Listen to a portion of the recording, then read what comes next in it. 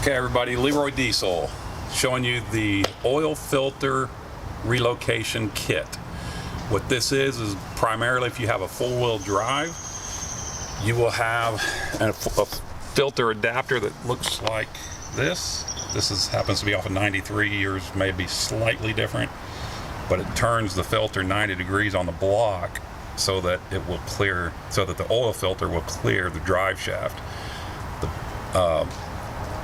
The problem with that is anytime you go to change your filter, it literally just dumps all over your drive shaft and it just makes a huge mess, and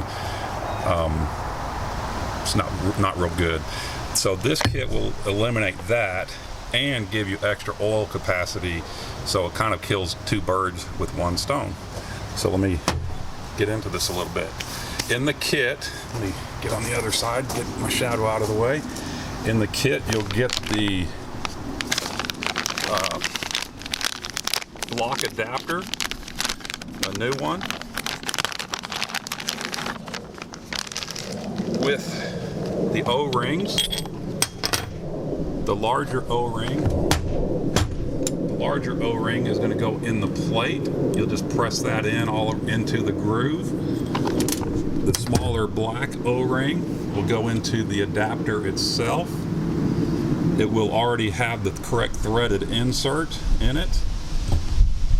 And so going back to the original oil filter adapter, when you get this off your block, it usually is a 36 millimeter bolt like this, looks like that. So get that off, then this will drop. Have your drain buckets and all that good stuff ready.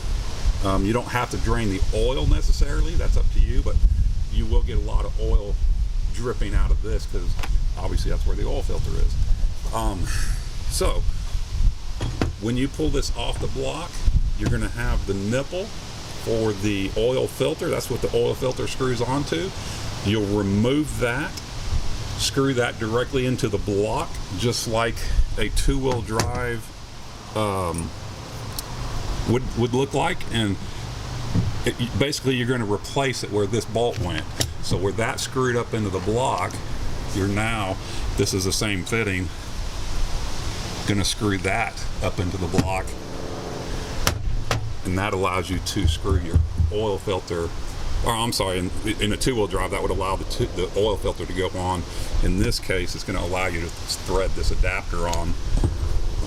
First you'll put, trying to work in a very confined space here.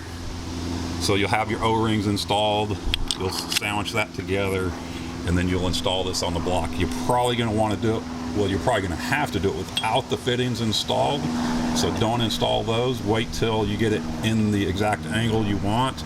And I would recommend that you kind of get these hand tight, then get all your routing and everything, so that way you can kind of move everything around as you need it.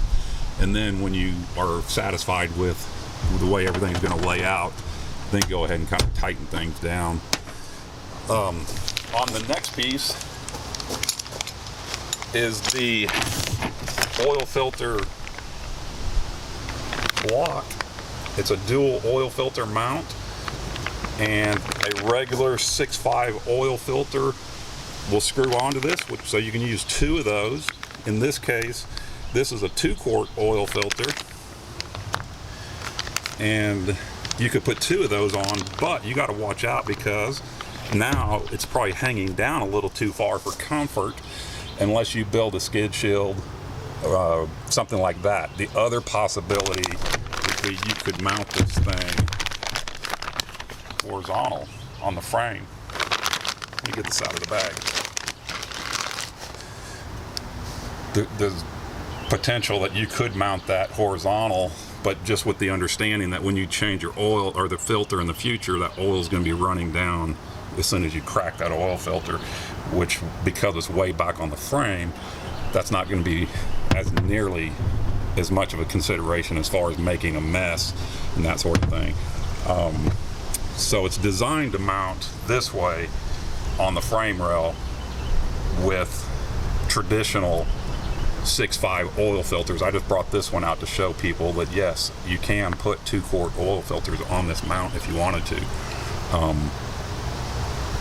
But you'll need a skid shield or something like that without rehashing what I just said. You will also be getting 2 stainless steel braided Teflon lined hoses, extremely high quality. In this kit, these hoses are 52 inches long. So if you measure from up in this area where your oil filter on the block is, and measure back, you want this dual filter adapter to, or mount to fall real close to that 52 inch from this. So back on the frame rail somewhere about 52 inches. I know some of the 2-door Tahoes and things like that, because of their cross members and all of that, they're going to take about a 68 inch hose. But I leave that to you to tell me, because I don't know every single configuration out there. There's a standard cab 4-wheel drive, 2-wheel drive, extended cab, and so on, and every one of them are slightly different. So most of them I've been selling have been fitting just fine without any problems, but again, these are 52 inches, and so take that into consideration. Measure that before you buy the kit, and then if we need to make custom length hoses, we can. It's also going to come with a bunch of fittings. In the block adapter here, it comes with 2 straight fittings. I give you 2 45s in the bag here, so it's up to you. It's kind of a universal kit in that regard. This whole bag of fittings, you should be able to do just about anything you want. There's 2 rigid 45s, 2 swivel 45s, 2 rigid 90s, and 2 swivel 90s. And I think that's it, yeah. So with that combination of parts, fittings, you should be able to make any kind of bend or configuration you need to get that thing mounted in there real nice. Oh, the last thing is the bracket. It'll come with the T bracket. This is, again, a universal bracket. It mounts to the dual oil filter mount here. The T goes up there, and then you bolt it down with the bolt supplied. And then you're going to have to bend this bracket to whatever shape or however it's going to work out best for you. On my truck, I always find a existing hole, and maybe it's not threaded, so I've got to run a 8 by 1.25 tap through an existing hole. Worst case, just punch a hole with a drill, and for 8mm 1.25 bolt, and then bend this thing accordingly, and that's it. Any questions, just let me know. I'm easy to get a hold of. Go to LeroyDiesel.com and like and subscribe, all that good stuff. Maybe put some comments down in the comments section. If you have any questions, my email is on the website. My phone number is there. I'm easy to get a hold of.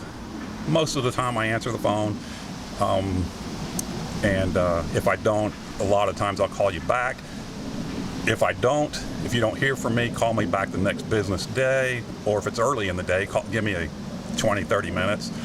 And I'm doing my best to field every single phone call I get, but I'll be honest with you, it's getting to be a lot of phone calls here lately, and so email's preferred.